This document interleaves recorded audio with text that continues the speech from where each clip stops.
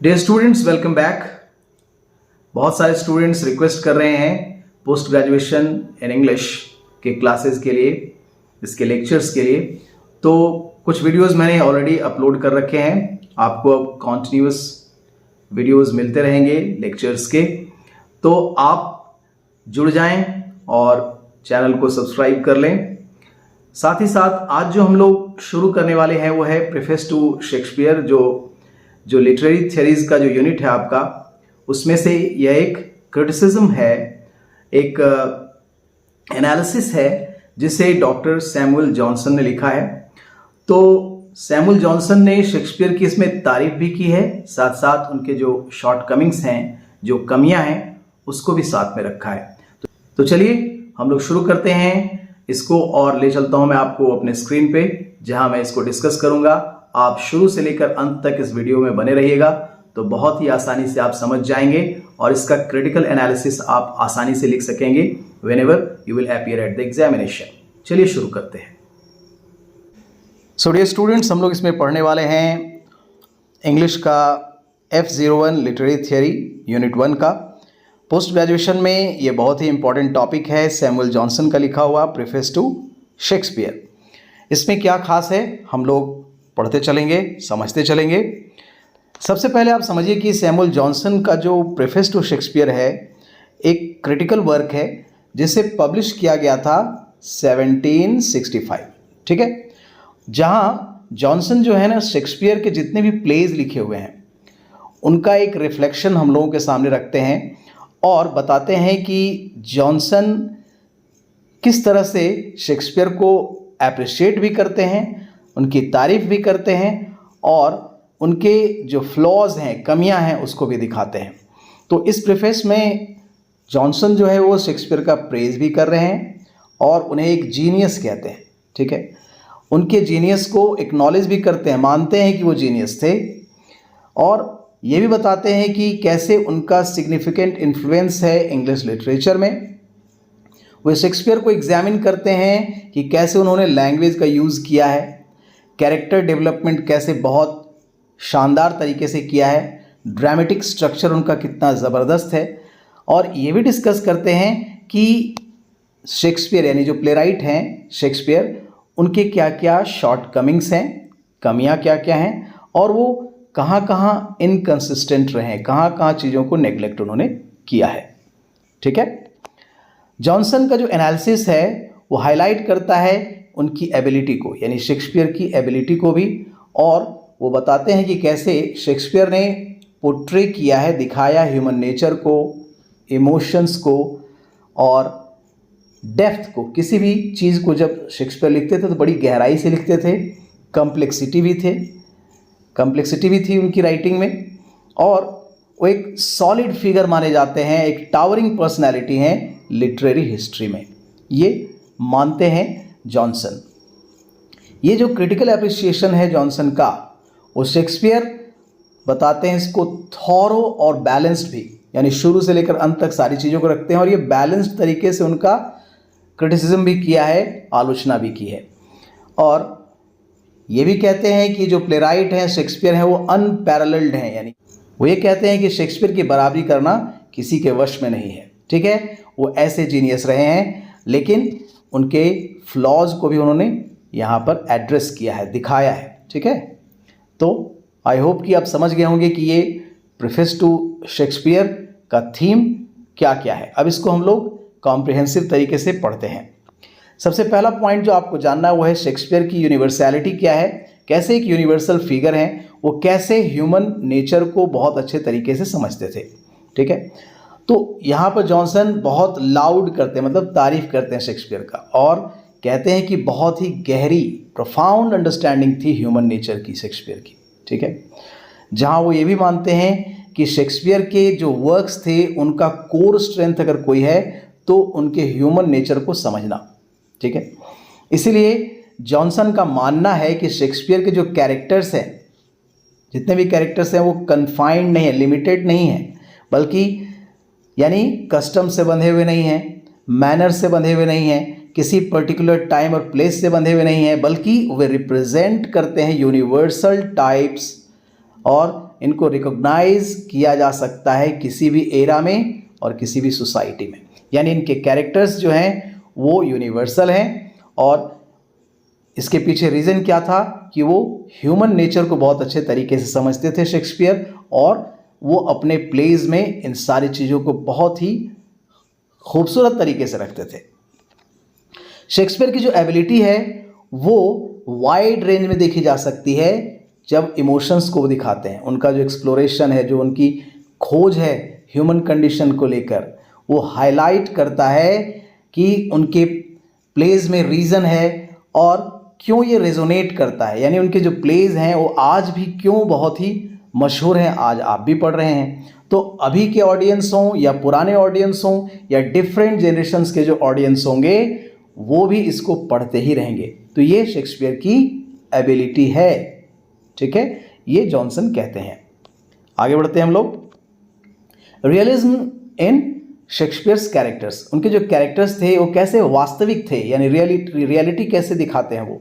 तो यहाँ प्रेज करते हुए शेक्सपियर को कहते हैं कि ये रियलिस्टिक पोर्ट्रेयल करते थे अपने कैरेक्टर का, ठीक है, दूसरे प्लेराइट्स की तरह बिल्कुल भी नहीं, ठीक है।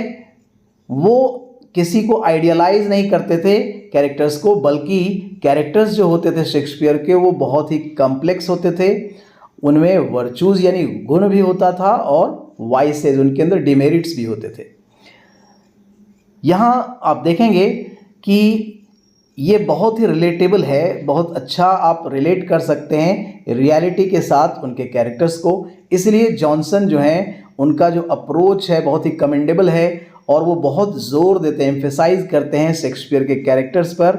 और वो कहते हैं कि जो भी वो एक्ट के मदद से लाते थे कैरेक्टर्स वो रियल पीपल की तरह होते थे और वो कंट्रीब्यूट करते हैं टाइमलेस अपील, यानी ऐसे कैरेक्टर्स जो हैं वो टाइमलेस हैं। आज भी हम लोग पोर्शिया को पढ़ते हैं, आज भी हम लोग ओथेलो के कैरेक्टर को जानते हैं, तो ये टाइमलेस हैं, यानी एवर लास्टिंग कैरेक्टर्स उन्होंने जनरेट किए थे, ठीक है। तो रियलिज्म दिखाई पड़ता है यहाँ पर शेक्सपियर्स के कैरेक्टर में। Shakespeare's mastery of the English language, कैसे उन्होंने लैंग्वेज के ऊपर मास्टरी की थी, तो वहाँ फिर से एडमायर करते हैं शेक्सपियर का और कहते हैं कि उनकी जो इंग्लिश लैंग्वेज के ऊपर जो कमांड थी वो बहुत ही ज़बरदस्त थी। Particularly the use of vivid imagery, साफ साफ चीज़ों को दिखाते थे। उनके जो मेटाफर्स होते थे बहुत पावरफुल होते थे। एक्सप्रेसिव लैंग्वेज का यूज़ करते थे, यानी चीज़ों को एक्सप्रेस करने का जो लैंग्वेज था वो बहुत ही ज़बरदस्त था। वो ये भी एक्नॉलेज करते हैं कि शेक्सपियर का जो लिंग्विस्टिक क्रिएटिविटी है वो बहुत ही इनरिच्ड था, बहुत हाई क्लास का था। उनकी इंग्लिश लैंग्वेज बहुत ही शानदार थी और उन्होंने कंट्रीब्यूट किया है न्यूमरस वर्ड्स, फ्रेजेज, उन्होंने नए नए शब्दों को और नए नए फ्रेज को इंट्रोड्यूस भी किया है, कंट्रीब्यूट किया है इंग्लिश में, और आज वो कॉमन यूज़ में भी देखे जा सकते हैं।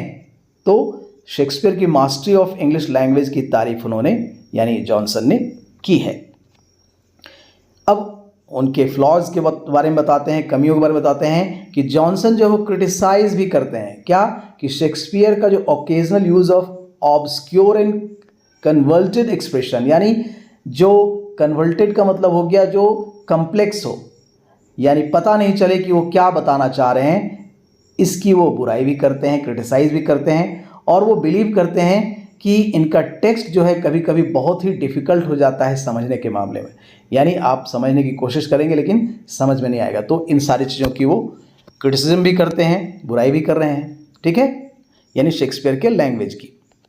आगे बढ़ते हैं, balanced criticism of Shakespeare's faults. अब यहाँ शेक्सपियर की कमियों को बैलेंस करते हुए बताते हैं कि जॉनसन इसमें भी बिल्कुल नहीं शर्माते हैं ये बताते हुए, यानी उनका क्रिटिक करते हुए, आलोचना करते हुए कि शेक्सपियर का जो वर्क है बहुत शानदार था, लेकिन वो पॉइंट आउट करते हैं कि व्हाट ही कंसीडर्स फ्लॉज, कमियां क्या थी उसमें, कि प्लेराइट के जो occasional neglect of the unities of time, place और एक्शन, जैसे एरिस्टोटल ने बताया है ना कि यूनिटीज़ ऑफ टाइम, प्लेस और एक्शन का होना बहुत ज़रूरी है किसी भी ड्रामा के सफल निर्माण के लिए, ठीक है। जब ड्रामा या प्ले जब बनता है तो उसमें कोई अच्छा ड्रामा कब होगा, जब यहाँ 3 यूनिटीज़ का ध्यान रखा जाता है, unity of time, unity of place और यूनिटी ऑफ एक्शन। तो ये ट्रेडिशनल है, ये चलता आ रहा था और वो इससे एडहेयर होकर नहीं रहते थे। क्लासिकल ड्रामा के तहत वो यह तय था कि इन सारी चीज़ों को ध्यान में रखते हुए ड्रामा लिखा जाए, ये क्लासिकल रूल था। तो जॉनसन यहाँ आर्ग्यू करते हैं और कहते हैं कि वो इन सारी चीज़ों से कभी कभी वो स्ट्रक्चरल इनकन्सिस्टेंसीज में फंस जाते थे, यानी इसमें कंसिस्टेंट नहीं रहते थे अपने प्लेज में। टाइम, प्लेस और एक्शन का हमेशा ध्यान वो नहीं रखते थे। इसी कारण उनके इस फॉल्ट को भी यहाँ प्रीफेस टू शेक्सपियर में जॉनसन दिखाते हैं। अगला है कि वो क्रिटिसाइज करते हैं फिर से कि शेक्सपियर कैसे रिलाई करते थे उस पर, मतलब उनका विश्वास था, वो ज़्यादा जोर देते थे पंस और क्विबल्स, मजाक वाली चीज़ों पर। तो इस पर भी वो कहते हैं, जिसके कारण क्या होता था कि जो इनके व्यूज़ और वीकनेसेस उनमें दिखाई पड़ते थे, यानी उनकी राइटिंग में। जॉनसन फील करते थे कि जो एलिमेंट्स हैं, यानी कौन कौन, पंस और क्विबल्स, ये डिट्रैक्ट करते हैं सीरियसनेस से, यानी सीरियसनेस, गंभीरता से दूर ले जाते हैं हमें, यानी प्ले गंभीर नहीं बन पाता है, इसमें गहराई नहीं होती है और कैरेक्टर्स की गहराई का भी पता नहीं चलता है, यानी कैरेक्टर्स के कैरेक्टरिस्टिक्स को ये हानि करता है, हानि पहुंचाता है। कौन कौन, पंस और क्विबल्स। तो इनका जो यूज़ था जिसके कारण वो ऐसा कहते हैं। आगे बढ़ते हैं हम लोग। डिफेंस ऑफ शेक्सपियर्स एनॉर्गेनिज्म और and departure from classical rules. कैसे जो हिस्ट्री था वो हिस्ट्री को तोड़ मड़ोड़ के पेश करते थे, यानी पूरी तरह से हिस्ट्री से हर एक चीज़ को उठाकर नहीं लाते थे। हिस्ट्री से आप ऐसा नहीं कि शेक्सपियर के लिखे हुए हिस्टोरिकल प्लेस को पढ़ेंगे तो वो सारी चीज़ें हिस्ट्री से ही होंगी, सही होगा ये कहना ज़्यादा मुश्किल था। तो लेकिन वो इसका डिफेंस करते हैं कि कोई ज़रूरी नहीं कि ऐसे कैरेक्टर्स प्रोड्यूस किए जाए जो हिस्ट्री को ही रिलेट करें। और कैसे वो डिपार्चर फ्रॉम क्लासिकल रूल्स, जो नियम कानून थे, जो तरीके थे लिखने के, उससे ये कैसे थोड़ा दूर हो जाते थे, ये बताते हैं। वो डिफेंस भी करते हैं और दूसरी तरफ वो बताते हैं कि क्लासिकल रूल्स को कैसे वो वायलेट करते थे। ठीक है, तो यहाँ शेक्सपियर के डेविएशंस, यानी उनका हट जाना, रास्ते से भटक जाना, classical dramatic rules, Johnson defend करते हैं कि जो choices by arguing that they do not diminish the overall impact of his work, लेकिन इसके ऊपर, इनके काम के ऊपर इसका बहुत ज़्यादा कोई प्रभाव नहीं पड़ता है। जॉनसन ये कहते हैं कि शेक्सपियर का जो प्राइमरी गोल था, मुख्य उद्देश्य क्या था उनका, वो था एंटरटेन करना, इंगेज करना ऑडियंस को, जो कि सक्सेसफुल उन्होंने अचीव किया। वो इसमें बहुत सक्सेसफुल रहे और जो डाइवर्स सेटिंग है उनकी, कॉम्प्लेक्स प्लॉट्स हैं और रिच कैरेक्टराइजेशन है, जिसके कारण वो सक्सेसफुल रहे हैं। तो यहाँ उनका ये डिफेंस भी कर रहे हैं, लेकिन क्लासिकल रूल से कैसे वो दूर भागते थे ये भी बताते हैं। जॉनसन ये भी आर्ग्यू करते हैं कि वो स्ट्रिक्ट एडहेरेंस के साथ, यानी एकदम चिपक कर नियम कानून से लिखना उनको पसंद नहीं था। तो वो क्लासिकल यूनिटीज़ को, जैसा कि पहले भी डिस्कस किया हम लोगों ने, कि क्लासिकल यूनिटीज़ से वो एकदम चिपक कर नहीं चलते थे, वो बहुत ही लिमिटेड यूज़ करते थे। तो शेक्सपियर की क्रिएटिव फ्रीडम को ये दिखाता है कि वो कैसे क्रिएटिव थे इस मामले में, और वो बहुत फ्रीडम के साथ लिखते थे, और इसी कारण उनके जो प्लेज हैं उसमें रिचनेस दिखाई पड़ता है। ठीक है, ये खास है। ठीक है, इसीलिए अभी भी इनके प्लेज जो हैं बहुत ही प्रेफर किए जाते हैं, पढ़े जाते हैं, उनको स्टेज किया जाता है। ठीक है, परफॉर्म किया जाता है। अगला है Shakespeare's appeal to both the educated and common audiences, यानी पढ़े लिखे लोगों के लिए भी थे वो और कॉमन ऑडियंस के लिए भी थे। तो ये एस्पेक्ट यहाँ पर जॉनसन ने सामने रखा है। वो अप्रिशिएट करते इस चीज़ को कि शेक्सपियर की एबिलिटी थी कि वो अपील करते थे वाइड ऑडियंस को भी। ठीक है, और इसलिए नहीं कि वो सिर्फ एडुकेटेड एलाइट के लिए, यानी सिर्फ पढ़े लिखे लोगों के लिए नहीं लिखते थे, बल्कि वो कहते थे कि कॉमन लोगों के लिए भी वो लिखते थे। जॉनसन वैल्यू करते हैं और ये बताते हैं कि कैसे शेक्सपियर का जो स्किल है, ठीक है, शेक्सपियर का जो स्किल है वो आप इन सारी चीज़ों में देख सकते हैं, और ये रिप्रेजेंट होता है, दिखाई पड़ता है full spectrum of human experience, और उनके प्लेज में ह्यूमन एक्सपीरियंस को आप पूरी तरह से समझ सकते हैं, जहां आप देखेंगे कि शेक्सपियर कैसे मास्टरी रखते थे इन सारी चीज़ों में। एंड्यूरिंग लेगेसी, कैसे ये जो धरोहर उन्होंने बना के रखा है जो आज भी चलता आ रहा है। जॉनसन यहाँ कंक्लूड करते हुए कहते हैं कि शेक्सपियर का जो वर्क है ना, वो अभी भी स्टूड करता है, मतलब अभी भी खड़ा है टेस्ट ऑफ टाइम के साथ। ठीक है, यानी समय इसको जांचता रहा, फिर भी यहाँ पर इनके जो फंडामेंटल ट्रूथ्स हैं, ह्यूमन एक्सपीरियंस हैं, वो इनके धरोहर की तरह हैं। और वो सजेस्ट करते हैं शेक्सपियर के प्लेस के बारे में कि it will continue to be read, ये पढ़ा जाना अभी भी चालू रहेगा और इसको परफॉर्म किया जाता रहेगा as long as human nature remains unchange. जब तक मनुष्य का जो नेचर है वो नहीं बदलेगा तब तक ये नाटक इनके जो हैं वो हमेशा बहुत फेमस रहेंगे, बहुत पॉपुलर रहेंगे। तो ये लेगेसी है उनकी, ठीक है। फाइनली हम लोग पहुंच चुके हैं कंक्लूजन पे।